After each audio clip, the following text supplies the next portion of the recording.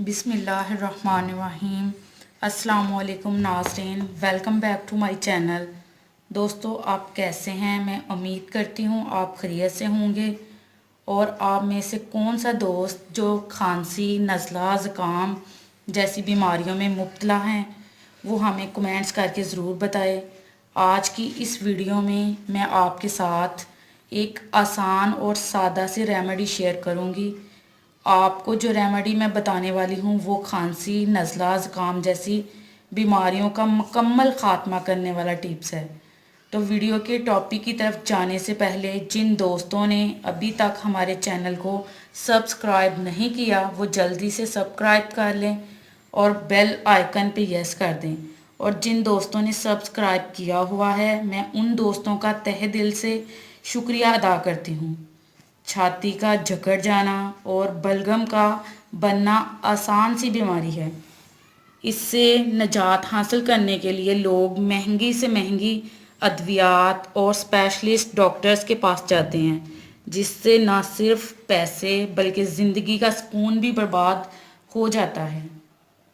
वैसे तो खांसी आम सी बीमारी है, लेकिन जब आप रात को सोते हैं तो खांसी में सीधा लेटने की वजह से मज़ीद इजाफा हो जाता है, क्योंकि जब हम पेट के बल सीधे लेटते हैं तो हमारी बलगम हलक में आ जाती है, जिससे खांसी का सबब बनता है। इसलिए कोशिश करें कि जब भी आप लेटें तो सीधा लेटने की बजाय करवट बदल कर लेटें।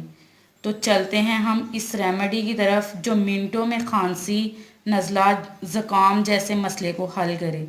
रेमेडी नोट कर लें। रेमेडी में जो चीज़ें यूज़ होनी हैं वो ये हैं कि आपके पास बादाम होने चाहिए, फिर शहद और फिर ताज़ा मक्खन घर में तैयार किया हुआ होना चाहिए। 6 अदद मीठे बादाम रात को पानी में भिगो कर रख लें। इसका छिलका उतार कर इसको बारीक बारीक पीस लें और बोल में ऐड कर लें। अब आपने एक चम्मच ताज़ा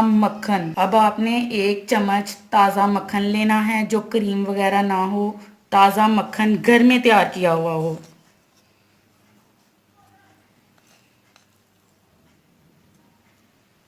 और आखिरी चीज़ जो आपने अब लेनी है वो है हनी, यानी कि शहद। शहद खांसी के लिए बहुत मुफीद है और बलगम के लिए बहुत फ़ायदेमंद है, और इसका भी एक ही चम्मच आपने लेना है। इसको अच्छी तरह मिक्स करना है आपने। जब ये मिक्स हो जाए तो इसको खा लो। पहली बार इसके इस्तेमाल से आपको काफ़ी फ़र्क महसूस होगा। मज़ीद अगर खांसी की ज़्यादा प्रॉब्लम है तो आपको इसका इस्तेमाल 2-3 दिन तक जारी रखना।